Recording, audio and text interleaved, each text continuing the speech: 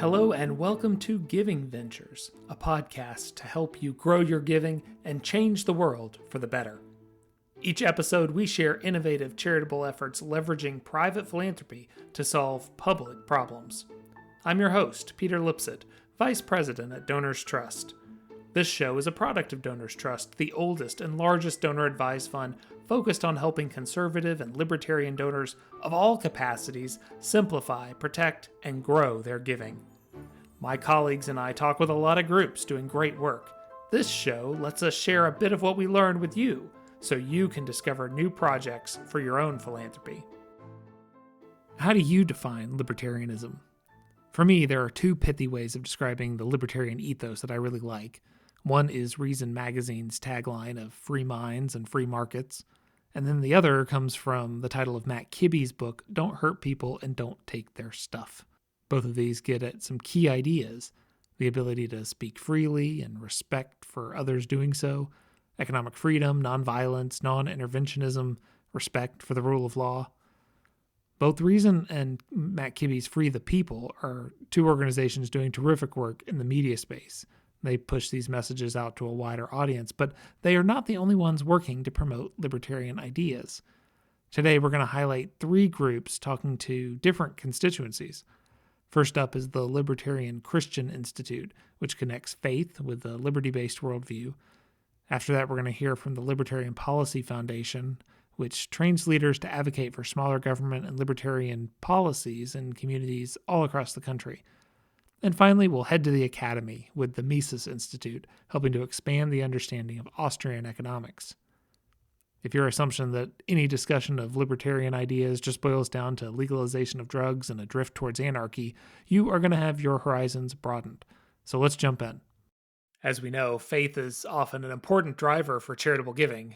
One thing some people don't realize about DonorsTrust is that a lot of our donors are active in far more than public policy. Many, including myself, use their fund to support churches, synagogues, religious programs of all sorts.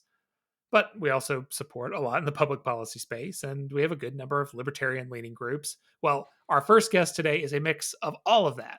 The Libertarian Christian Institute aims to help Christians articulate a case for a free society based on Christian principles. Norman Horn is the founder and president of LCI. So, Norman, let's start with the obvious question. Jesus Christ, he was a socialist, right? Well, Peter, thanks for having me on, of course. And the quick answer to that is, well, no, Jesus was not a socialist.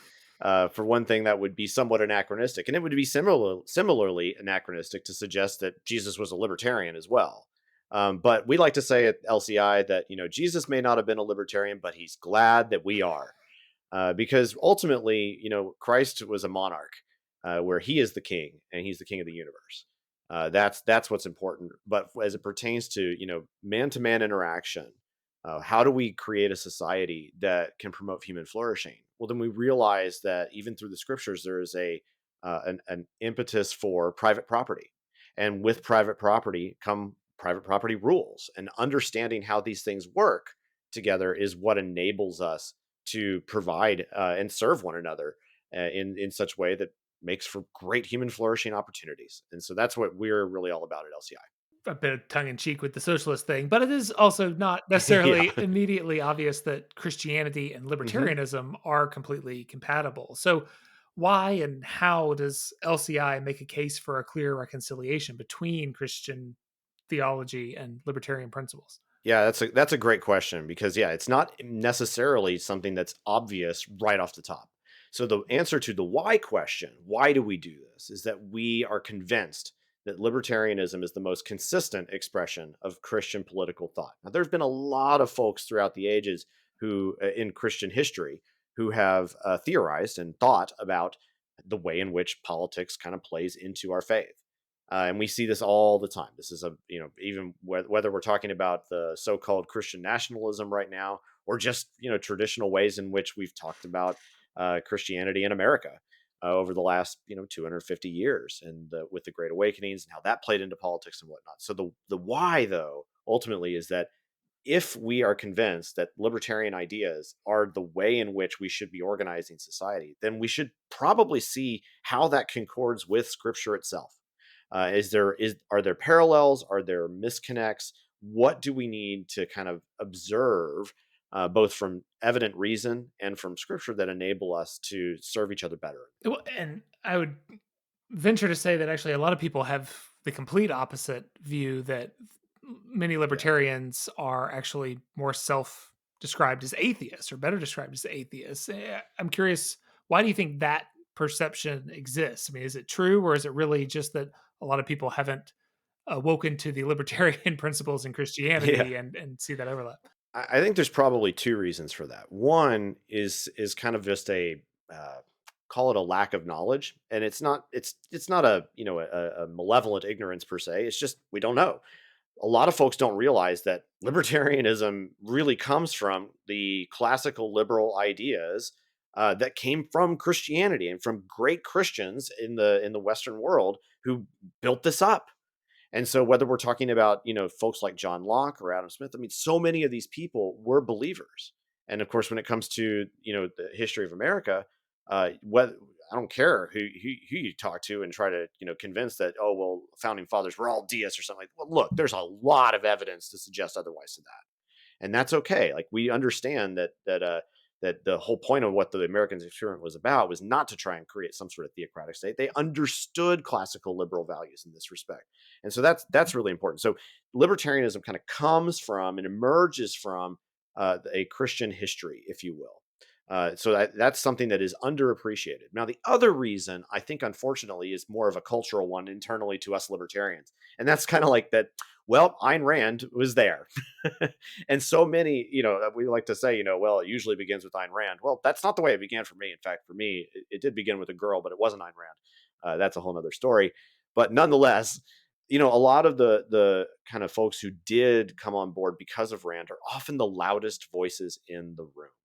We kind of know this, and that's okay. We love interacting together. We should appreciate the diverse interactions and voices that we have within the libertarian movement. But what we shouldn't do is try to let that become the dominant, way in which we think about libertarianism. And I would just suggest that there are, in fact, way more Christians who are out there who are libertarians than we often want to give it credit for. Whether you're looking at surveys that happened 10 years ago, or just going to a Libertarian Party convention for that matter. And, I'm not by necessity endorsing it. I'm just saying that this is where people are.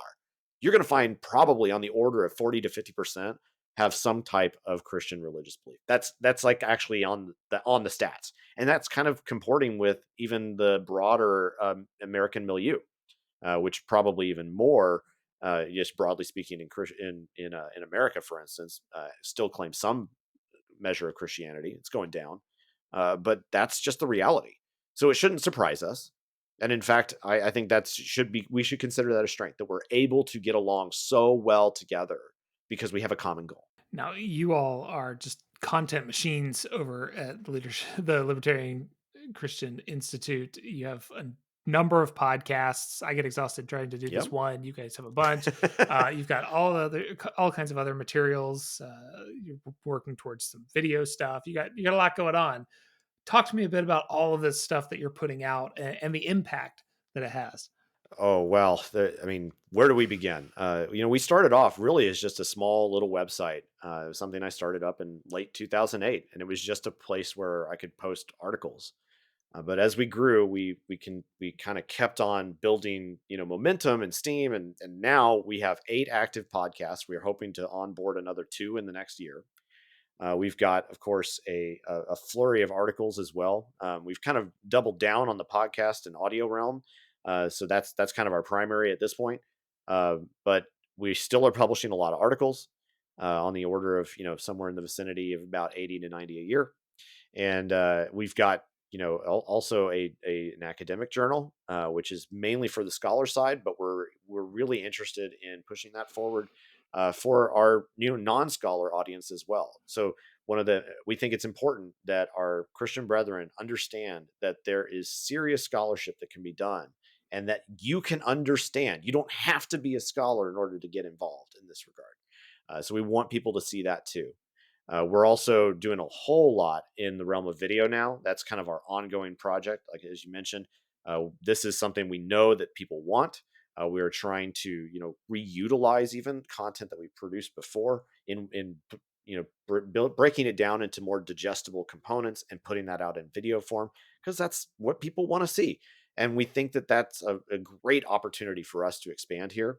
The other thing that I would say is that is really on our horizon is expanding beyond English, which is really, really exciting for us. We have just noted that we're read in 100 different countries, believe it or not. Like, it's kind of mind-boggling to see just how far this will expand. Where we see our second biggest audience kind of building up is Latin America. There is a constant, almost constant, I should say, stream of of conversations happening on the LCI Latino page, which has been in operation just for a couple of years now. And we're getting a lot of requests for translation. So we're actually trying to build out the system where we use things like AI to do translation, but we're using volunteers and others to try and proofread that. We want to start a Spanish language podcast. We see this as the future, especially with things like what's been going on in Argentina. And it's like there's just so much opportunity there. There's so much need and so much desire for us to try and bring what we have to the church out there. So we're really looking forward to that. That's such a cool forward-looking opportunity. And you think in Latin America, there's a lot of people who are Christian first, where faith is still very strong, and these libertarian ideas certainly could be a great antidote to some of the things that are plaguing some of those nations down there. And to combine those together would just be phenomenal. So I wish you well on that. That's really neat. So you mentioned some of the great areas that you're looking to grow, but kind of diving in on that as we wrap up. I mean, what does growth look like for LCI in the years to come? Yeah, I mean that is a great question, and we've pondered this frequently, because it's important for us to kind of have a vision for what we can do to make the biggest impact. So first and foremost, we see that like video production, as I mentioned earlier, is like probably the fastest way that we can begin to see ever more kind of expanding realms and audience, because there's just so many people that are looking for that. And so what we've really tried to begin doing is thinking about the way in which we produce content as kind of a funnel, which is kind of strange to hear on some level, but it's similar. You have to kind of think about it almost like a sales process. Now, it sounds a little funky. We don't want to be super salesy in all of this, but when we kind of model it this way, we see that there's something to be gained. And by that I mean we need to understand that people approach us from different angles. Some folks come in and they're immediately ready to consume the big stuff, the big articles, the 2,000, 4,000 book level treatment type material. But some folks aren't ready for that. And if they're not ready for that, then we should try to provide them with something that eases them in and invites them in a way that engages with them, provides them with something useful so that they can walk away and be thinking about it. That's where things like shorter podcasts, short video clips, and other things that kind of, summaries, things that help them to more at a bird's eye view, get what they need out of it, and then invite them into something more.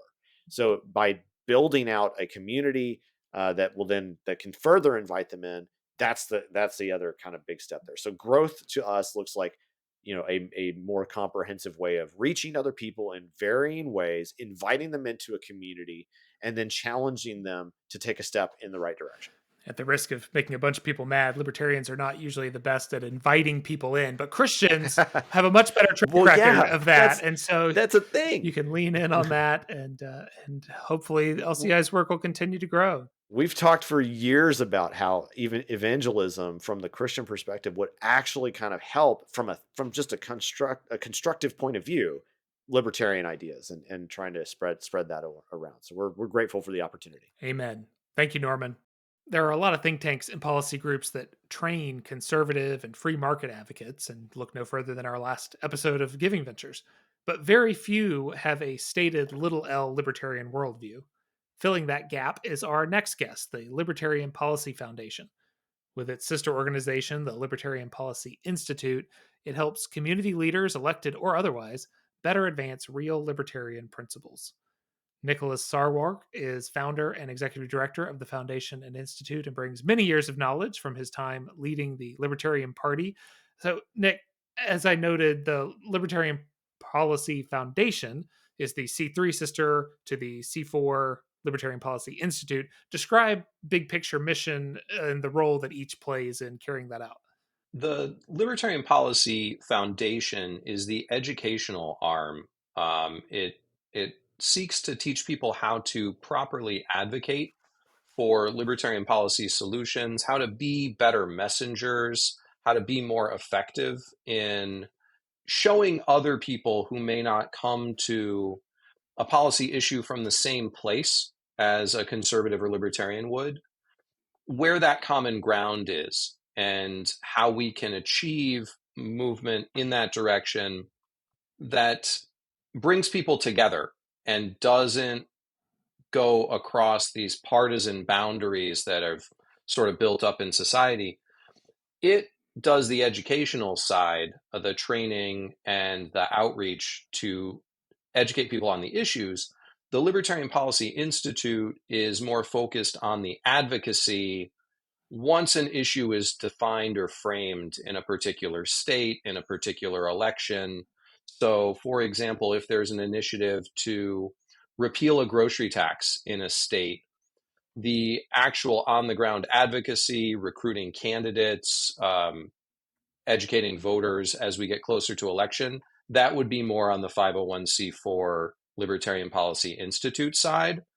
The foundation does more of maybe the year prior, taking a class of 10 to 20 activists who are interested in solving policy problems and putting them through an intensive Amplify training session where they learn storytelling, common ground, the nuts and bolts of being an effective advocate, whether it's in public or at their local city council meeting.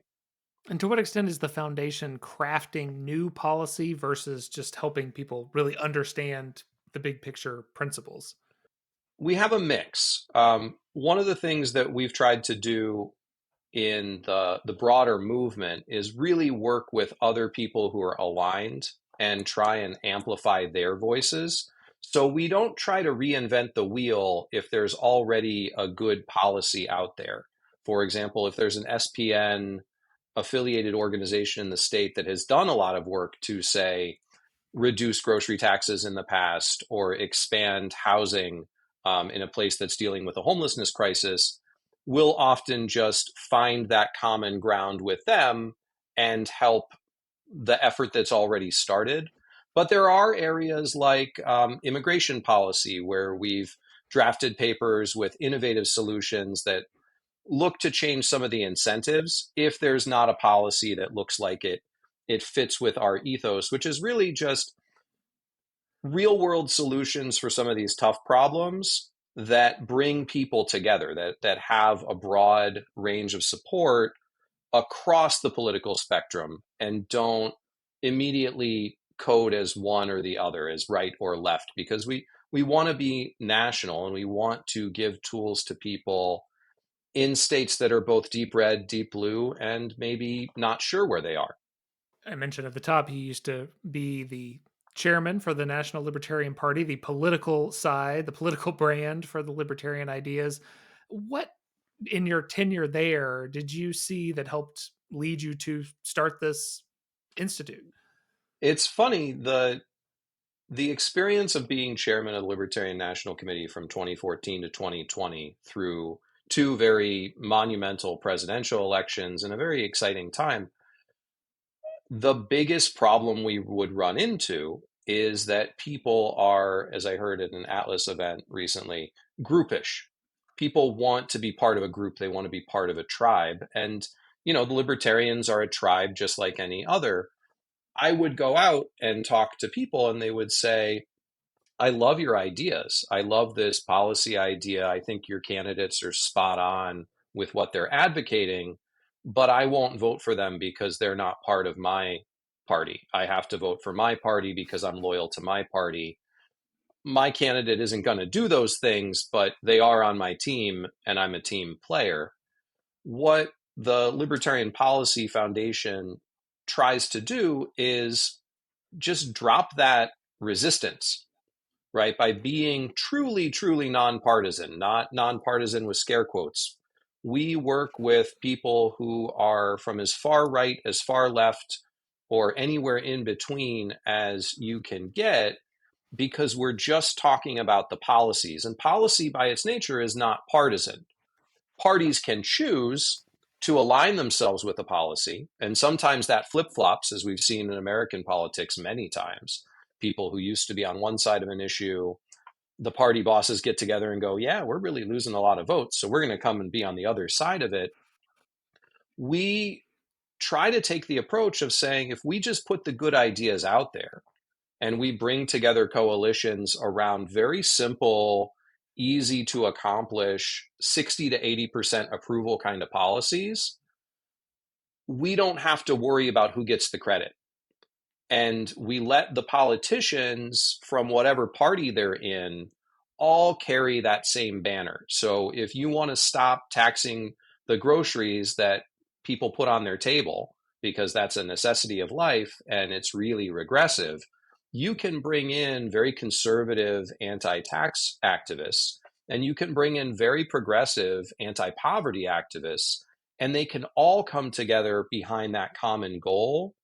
And the libertarian policy gets implemented. We just don't get the credit for it. But the credit is not really what we're in it for. You've mentioned the grocery tax a couple times, which is a good salient issue. Is there a policy, whether it's that or something else, that you think if you could march that policy win across the country, people might actually look at the little L libertarian side and say, oh, maybe there is something to There this? are a few policies like that. Grocery tax is one that is very near and dear to my heart. Professionally, I was a public defender for many years and dealt with a lot of people who were dealing with poverty and the issues around it. And it is a just brutally regressive tax that generally doesn't bring in a lot of revenue, but does disproportionately hurt poor people and actually causes some poor health outcomes as well. That one we are making a high priority in the, I think, there were 13 states last I checked that still had it, although Kansas just reduced theirs by 50%. So we're reducing it wherever it exists. The other big one is housing policy. Housing policy is huge, and it is not captured by any one of the dominant political parties in the country. Specifically, the ability to build more housing and the freedom to build more housing on property you own and exercise those property rights without people who are not property owners getting a veto over building housing. So going back to the work of the foundation, trainings are a big piece of it. What do these trainings look like? Who's in the room? Who's coming out to these? Who comes to the trainings tends to be people who are either liberty curious, people who have been in politics for a while but are just trying to sharpen their saw a little bit. Maybe they've taken leadership or Wellstone training in the past and they want to get a different perspective that is less partisan in its approach. And the partisan nature of political training often comes down to what tools you use, right? So Republicans tend to use a lot more money and direct mail. Democrats tend to use a lot more union organizing power. We take a different approach where what we train people to do is look at the community that you're in, identify the biggest issues that are not being addressed by the dominant party, and have a lot of appeal to the people in the community, and then write a compelling story. We use a personal narrative model. We go through a lot of role playing for media stuff. Identify which voters you want to target. Identify who is and isn't a receptive audience. So our trainings are very intensive. We do about an 8-hour long classroom with meals and networking breaks. It's a full day. Oftentimes people will stay the night in order to get some of that networking. And I've had people who've been elected to, offices representing hundreds of thousands of people come out of the training saying, I learned things that I didn't know, because that policy forward approach is not the dominant way that people do politics in this country. Right now, it's very party focused or very tribal because it's polarized. We want to teach people how to depolarize in order to achieve success. You're 100% right on that. And it's, it's nice to think that there are people falling back on policy a little bit more. So kind of as we wrap up, what does the Institute and the foundation look like in 5 years? How do you measure success?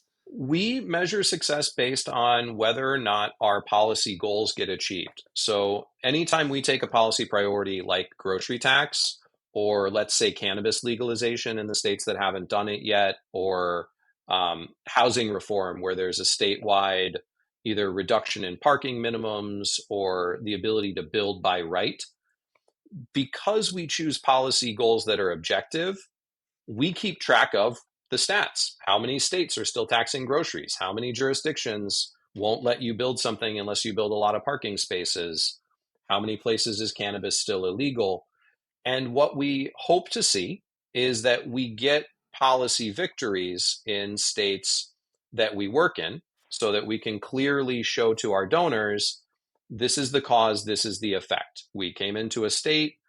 One of the examples that is very recent in Alabama in 2022, we, through the Institute, the C4 side, recruited a number of candidates. I think it was 67 candidates to run, all on kind of a unified platform, including the only challenger to the incumbent lieutenant governor. And the candidate we recruited got beaten, I think 85-15. There's no chance at all. And in the next legislative session, the lieutenant governor in that state is also the leader of the legislature. He pushed through a 25% reduction in the grocery tax, which was one of her key issues in her campaign, with near unanimous support from both chambers.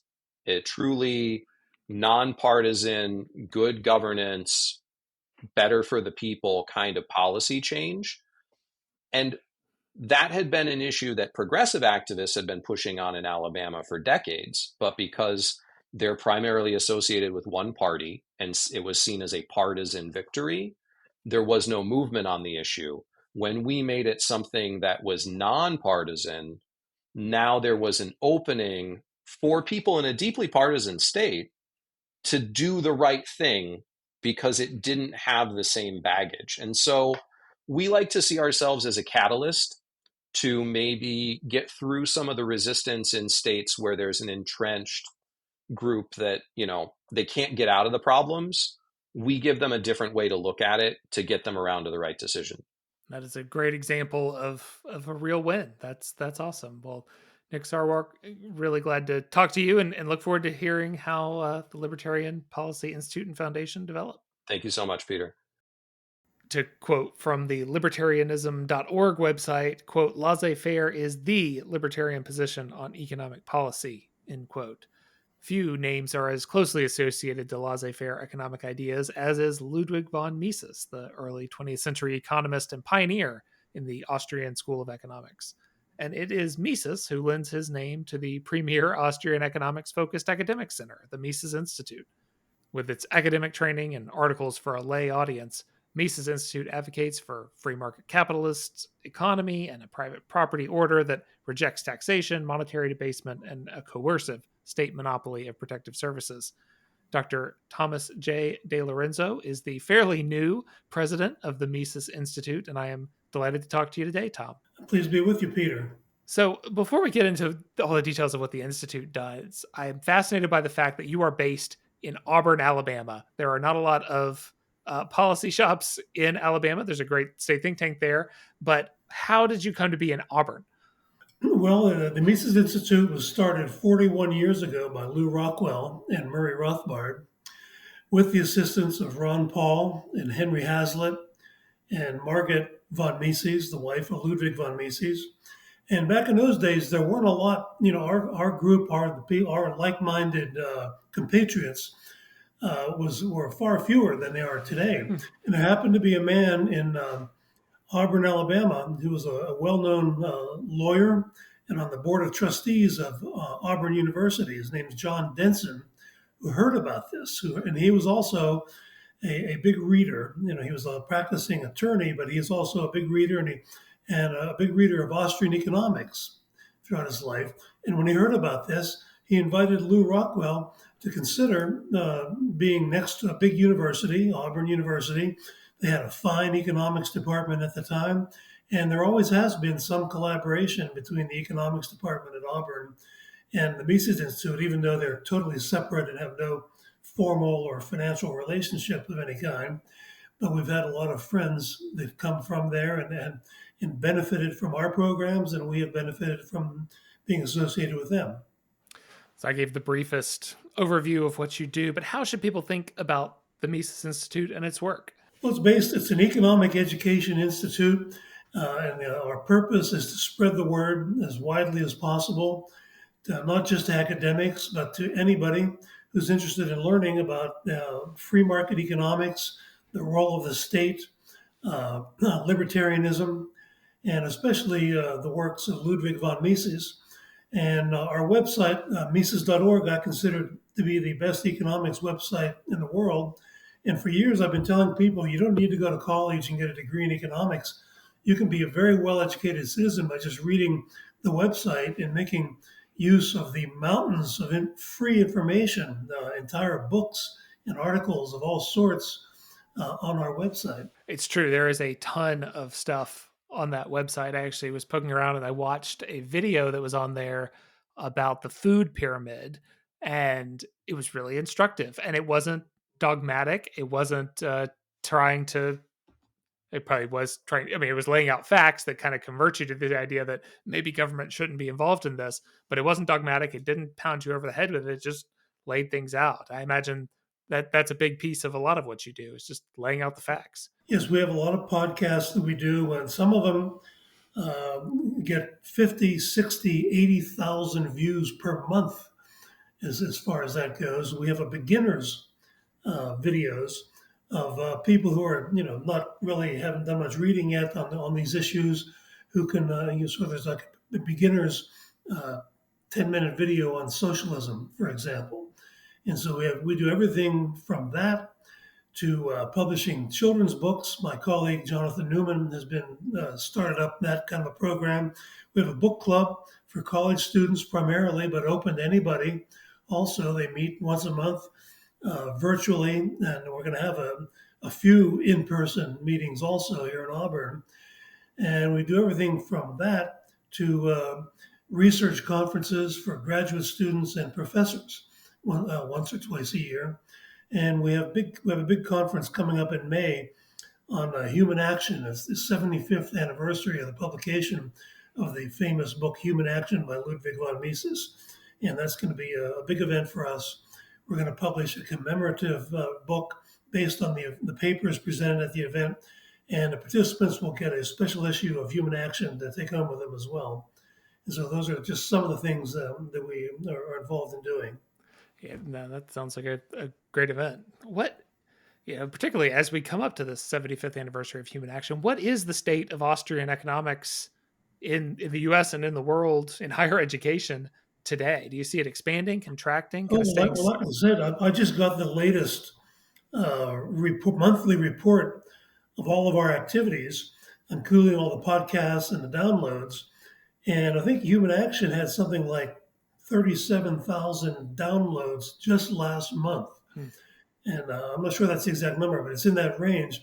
And we have had other books by Murray Rothbard and others in the past month had 48,000 downloads. And we have a collection of academics now all over the world. There's a Japanese Mises Institute. We have friends in Czech Republic. There's a Brazilian Mises Institute also. And we get inquiries all the time from people all over the world asking permission to use our materials, which of course we gladly give permission to. And so compared to the old days when the Mises Institute was started, we do have a large army now of academics. And we also have an apprenticeship program now for people in all walks of life in any kind of job who get extra training in Austrian school economics. And we encourage them to participate in our writing articles for our website, podcasts, and a lot of them do that. And they're happy to do it. These are people who are thrilled to do that. We pay them. to be a part of us, part of our enterprise here. And so it's not just for academics, it's for economics, is for everybody. It's about, as Ludwig von Mises said, it's about economics is about life. It's not just about making money and finance and investing and the things that most people think of when they hear the word economics. It's about the study of life, which is why Mises called his book Human Action. Well, and let's dwell on that a little bit, not just the academic side, but the lay person side, the folks like me, folks like a lot of people who probably are listening to this podcast who aren't involved in academics but care about these issues. Talk to us a little bit more about what you're doing to help push some of those ideas out into a general audience. Well, when you go on our website, you check out the podcasts, of which there are many. We also have a lot of very well-made YouTubes where we have great technology that we've invested in here at the Mises Institute to produce YouTube videos, educational videos. And so, and like I said, they go from beginners to people who are just maybe have run across one or two articles and it piqued their interest, to PhD students and to professors and anybody. And so we do that. Of course, the website itself has a lot of very readable articles. And we have conferences. We're planning in the future a number of conferences on sort of revisionist history of war. That's been a topic that we've been studying for a long time. And there's an intimate connection, of course, between war and the economy. And that's been one of my big research topics in recent years also. And so, and these are the types of conferences that anyone can attend and learn from. And then the books that are produced from that, or the articles, they can benefit from those as well. And so those are some of the things we're trying to do to reach everybody.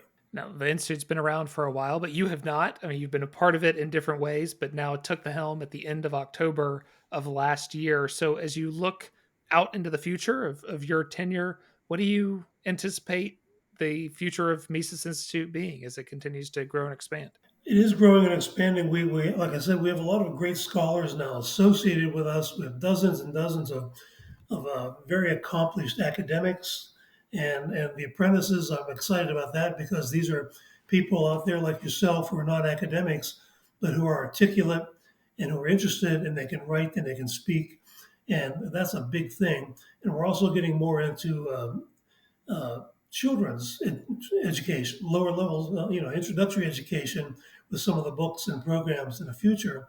And I'm also excited about the types of conferences. Some of them, a lot of people who've written me about the Mises Institute tell me the most impactful things that come out of here, in their opinions, have been the books based on our conferences, because they're written by scholars, but they're written in plain English that just about anybody can understand, although it's great scholarship. And I'm looking forward to doing more of those in the next several years. I mentioned war and the economy as being one thing. The Human Action Conference would be another one. And I think I'm excited about doing some great things along those lines in the next few years. And you mentioned the website, just mises.org. Yes, mises.org is the website.